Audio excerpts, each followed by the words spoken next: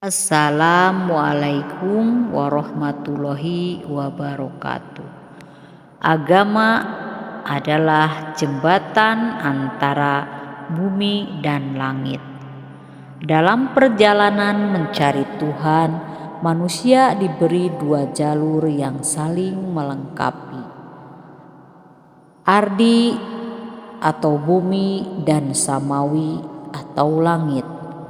Keduanya bukanlah jalan yang terpisah, melainkan lapisan realitas yang harus ditembus secara bertahap, seperti seorang ilmuwan yang merintis penemuan dari pengamatan empiris hingga memahami hakikat terdalam alam semesta.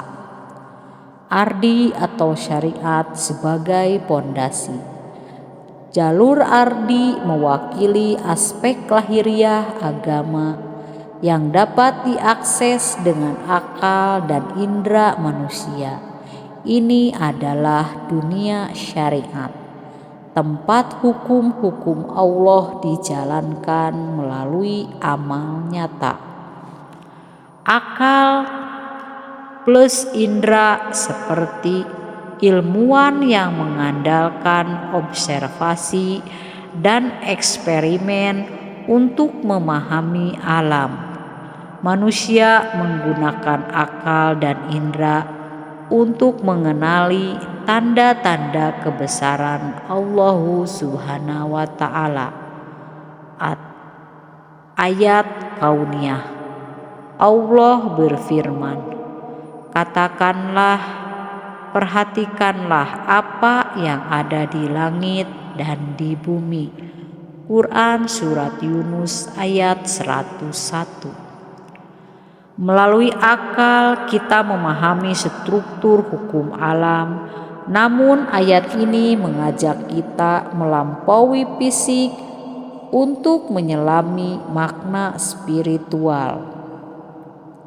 Pengetahuan dan belajar akal, yaitu syariat, mengajarkan kita tentang hukum-hukum halal haram, seperti halnya fisika menjelaskan hukum gravitasi.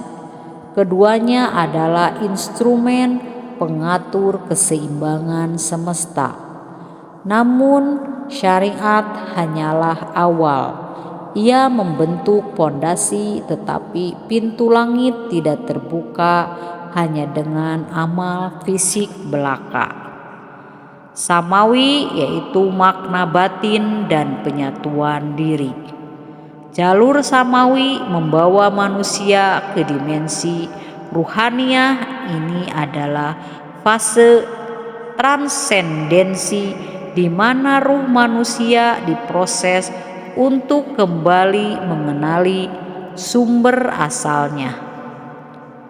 Baiat atau aktivasi ruh, seperti sains kuantum yang membuktikan bahwa partikel dapat saling terhubung melampaui ruang dan waktu.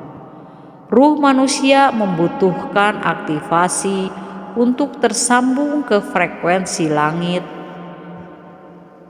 Baiat adalah proses penyambungan ini, sebagaimana Allah berfirman, sesungguhnya orang-orang yang berjanji setia kepadamu wahai Nabi, sesungguhnya mereka berjanji setia kepada Allah. Quran Surat Al-Fat ayat 10. Tahali, tajali, ini adalah proses pembersihan diri dari hawa nafsu. Tahali, mengisi jiwa dengan sifat-sifat ilahi, itulah tahali, hingga akhirnya menerima manifestasi cahayanya, itulah tajali.